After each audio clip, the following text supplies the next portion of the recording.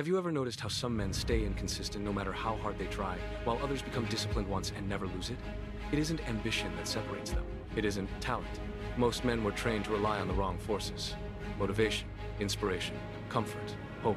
These sound intelligent, civilized, and that's exactly why they fail. They make discipline dependent on mood, and anything that depends on mood eventually collapses. Machiavelli described this as one of the harshest laws of human nature, a law that quietly rewards self-control and discards everyone who lacks it. You've watched it play out your entire life, even if you didn't have words for it. Men don't fall behind because they lack desire. They fall behind because their discipline breaks under pressure. If you learn to master these 8 laws, the same force that destroys most men becomes what separates you from them. It's the line between effort and control. By the end of this video, you won't think about discipline the same way again.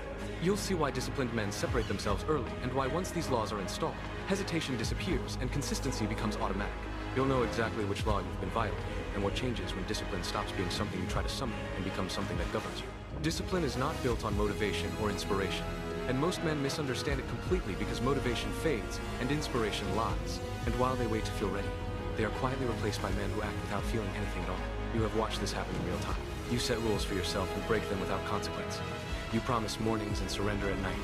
You delay, excuse, rationalize, and call it strategy. What you call flexibility is weakness rehearsed.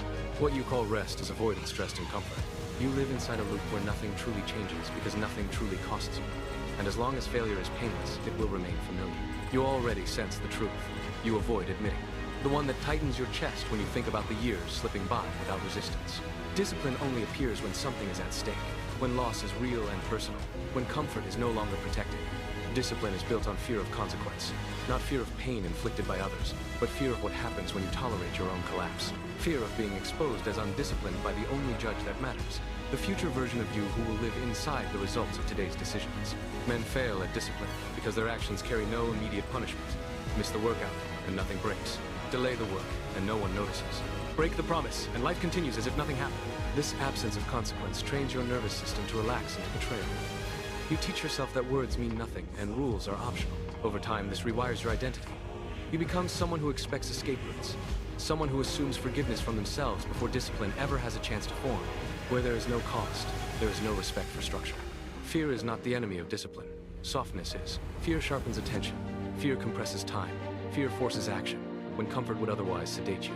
When consequence is real, behavior aligns automatically. You do not debate gravity before stepping off a cliff. You do not negotiate with fire. Yet you negotiate endlessly with your own decay, because you have insulated yourself from the consequences of delay. Remove that insulation and watch how fast clarity returns. Fear does not weaken you when it is directed inward. It stabilizes you. This is why men who appear naturally disciplined are not superior in character. They are superior in consequence design. They attach pain to failure and relief to execution. They do not rely on desire. They rely on inevitability. Miss the standard and something valuable is lost. Break the rule and discomfort follows immediately. Over time, the body learns faster than the mind ever could. Discipline becomes reflex, not effort. Structure replaces emotion. Action replaces intention. Every empire understands this principle instinctively. Laws are not written to inspire virtue. They are written to enforce behavior. The moment rules lose consequence, disorder follows. Your internal world is no different. If you violate your own standards and nothing happens, your mind learns that you are not to be taken seriously. It stops responding to commands issued in moments of ambition. Your goals become decorative. Your routines become symbolic. You live in a state of permanent negotiation because no line is ever final. You are not undisciplined because you lack strength. You are undisciplined because you have protected yourself from consequence. You have made failure safe. You have made delay continuous. You have made weakness negotiable. Behavior will reorganize without negotiation. The question is not whether fear works. The question is what you are willing to put at risk to force yourself to obey. Every collapse begins with a conversation you should never have. A quiet debate inside your head where discipline is put on trial and comfort argues its case like a seasoned lawyer. You know this voice intimately. It waits for fatigue, for doubt, for boredom. It does not attack directly. It negotiates just this once, just today. Adjust the standard, lower the cost, delay the action. And each time you listen, something subtle happens. Authority shifts. The part of you that gives orders loses credibility. And the part of you that resists learns it can win without force. This is the moment where most men permanently lose control.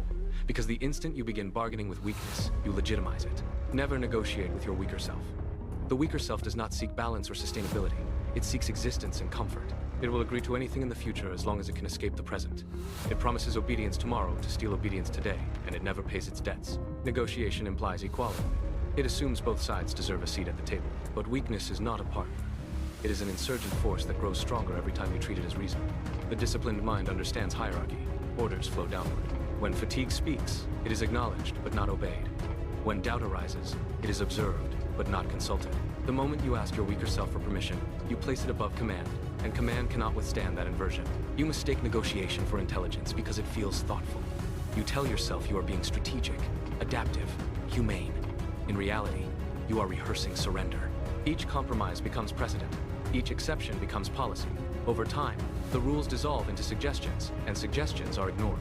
This is how identity erodes without drama, not through catastrophe, but through small, reasonable conversations that end with you standing still. Strong systems do not negotiate with internal threats. A state does not debate with mutiny. An army does not poll its deserters. Control is maintained by clarity, not consensus. When the order is given, execution follows regardless of mood.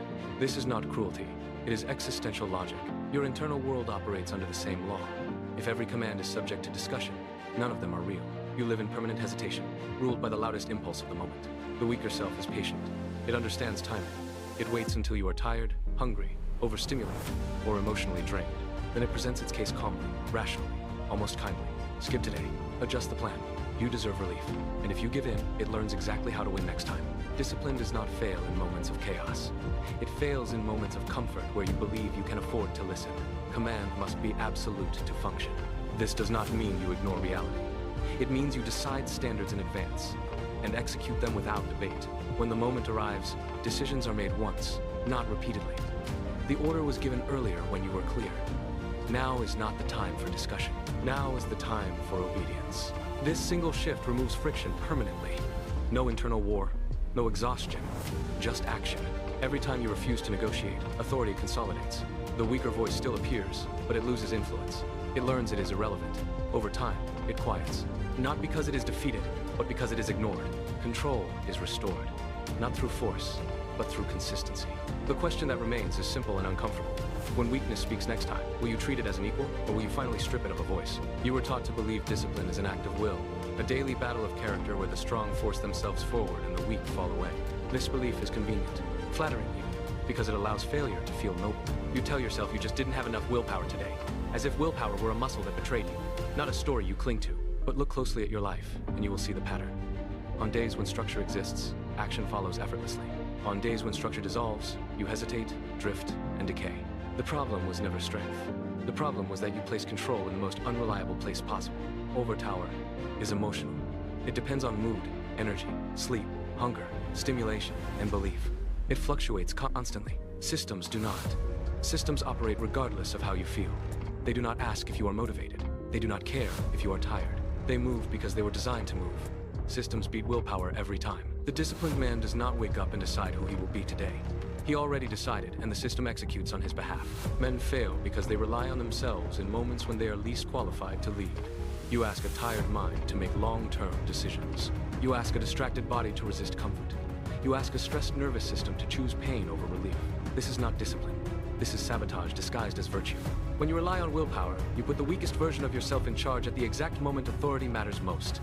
Look at any environment where discipline appears effortless, and you will find invisible rails guiding behavior. Uniform schedules, fixed rituals, automatic consequences. There is no room for debate because there is no need for it. The system decides, the individual follows. This is why environments outperform intentions every time. Change the structure and behavior changes without resistance. Remove the structure and even strong intentions collapse into entropy. You think discipline should feel hard because you have been trained to associate effort with value.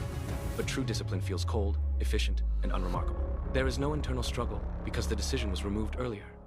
The system tells you where to be, what to do, and when to do it. There is no question of whether you feel like it. That question no longer exists. Freedom is not found in choice. It is found in removing choice from situations where you are predictably weak. Willpower fails silently. It exhausts you without visible damage, then disappears when you need it most. Systems fail loudly, which is why they are superior. When a system breaks, you notice immediately. When willpower breaks, you rationalize. You call it rest. You call it balance. You call it being human. Systems expose failure. Willpower hides it, and what is hidden cannot be corrected.